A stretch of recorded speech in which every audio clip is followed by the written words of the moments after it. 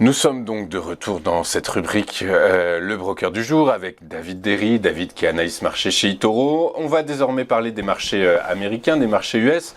Les marchés US qui sont dans une tendance baissière depuis le début de l'année.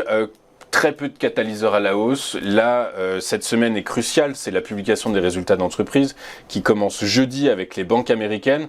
On regardera notamment leurs perspectives, pas réellement les résultats du T2 qui devraient être intégrés dans les cours, mais plutôt les perspectives pour le second semestre.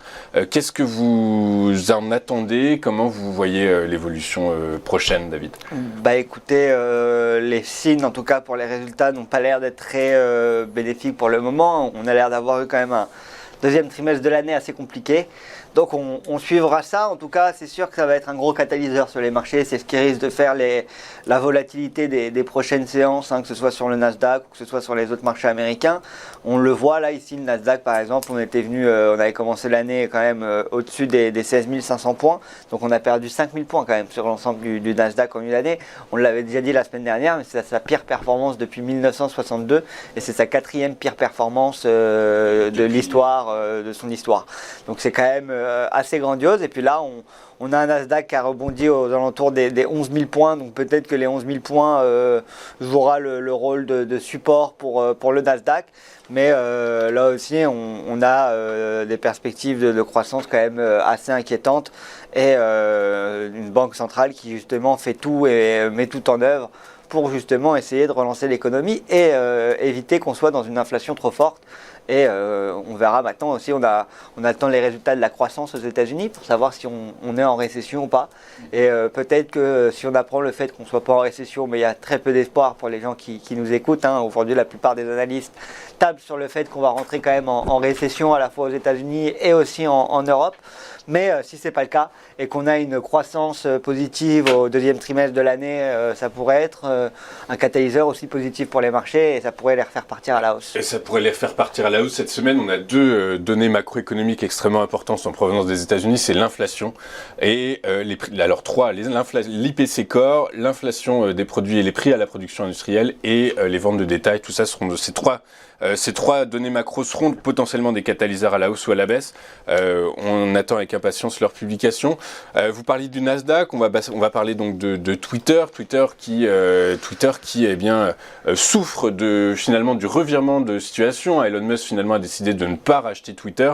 Du coup, le titre est massacré en bourse, même si potentiellement, judiciairement, Elon Musk pourrait devoir payer des milliards de dollars à Twitter. Normalement, c'était ce qui était écrit dans le contrat. Il devait y avoir une clause comme quoi si le deal ne se faisait pas. Alors maintenant, on verra si ça va être respecté et si les avocats d'Elon Musk vont réussir justement à la faire sauter ou pas.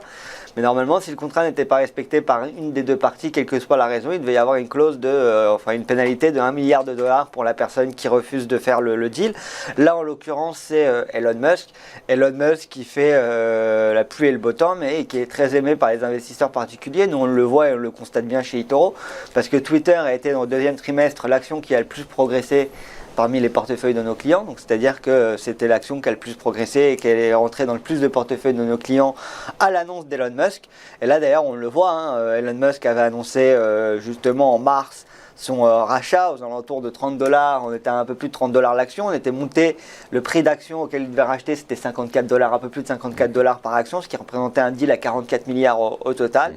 Et puis là, il a refusé de faire le deal. Alors lui, ce qu'il évoque, c'est le fait qu'il y ait plus de 20% de bots et de faux comptes sur Twitter. Twitter dément en disant que ça représente moins de 5%. Et donc, ils vont aller discuter de ça au tribunal. Et on verra. En tout cas, moi, si je serais la SEC, je déciderais d'être un peu plus strict vis-à-vis d'Elon Musk, parce qu'on voit qu'en ce moment, avec les réseaux sociaux, etc., il fait un peu ce qu'il veut déjà avec Tesla. C'était le cas. Là, c'est aussi le cas avec Twitter et malheureusement, c'est qu'à chaque fois qu'il fait un mouvement, nous on le voit bien chez eToro, c'est que ça impacte beaucoup d'investisseurs particuliers qui le suivent sans trop de raisonnement quand il annonce quelque chose. Donc voilà, et puis là, on le voit bien, il avait annoncé son rachat de Twitter. Donc Twitter avait été, d'ailleurs, ça a été une des actions dans le trimestre qui était en performance positive, contrairement à beaucoup, qui performaient à 5% à peu près sur ce trimestre-là, notamment dû à ce rachat-là. Et là, on apprend qu'il sort du deal et donc le cours qui chute et qui pourrait encore chuter. Hein. C'est pas fini. Ça a été un des gros catalyseurs pour Twitter ces derniers temps, le fait qu'Elon Musk annonce le fait qu'il décide de racheter et de mettre l'algorithme open source. Donc voilà, on voit qu'aux alentours des $30, on a quand même un support qui pourrait jouer aussi un rôle assez important. Donc on suivra ça maintenant, à partir de maintenant. À partir de maintenant, on suivra ça effectivement avec attention. Fini ces Market Movers US avec, donc on en parlait à l'instant, les publications d'entreprises et les banques couvrent le bal des publications donc T2 2022 jeudi. Exactement, il n'y a pas grand chose à dire en fait. Comme vous l'avez très bien dit, aujourd'hui on s'attend à ce que les banques nous donnent plus de visibilité sur les prochains mois de l'économie. On suivra leurs résultats. Alors pour les banques, les résultats devraient quand même être corrects parce qu'on avait eu des hausses au premier et au deuxième trimestre, on avait eu des hausses de taux. Les hausses de taux les hausses de taux de crédit avaient bénéficié, avaient augmenté les objectifs de la plupart des banques, etc. Donc ça pourrait être bénéfique, mais là on le voit quand même, on a des cours qui ont pas mal chuté. On a ici pour JP Morgan par exemple aux alentours de 103, un support qui pourrait venir jouer un rôle de support assez important. D'ailleurs on viendrait combler le gap de 2020. Gap qui a annoncé quand même une belle tendance haussière après sur l'action. Donc voilà, on suivra tout ça. Il n'y a pas que JP Morgan, on parle de JP Morgan, mais il y a aussi Goldman Sachs, il va y avoir aussi BlackRock. Enfin, on va arriver dans le gros de la saison des résultats. Il y a Pepsi aussi, autre que les banques qui devraient être parmi les premières à publier. Donc voilà, on suivra tout ça et peut-être que si les résultats sont très bons, peut-être qu'on aura une agréable surprise et ça pourrait être un catalyseur positif pour les marchés sur le troisième trimestre.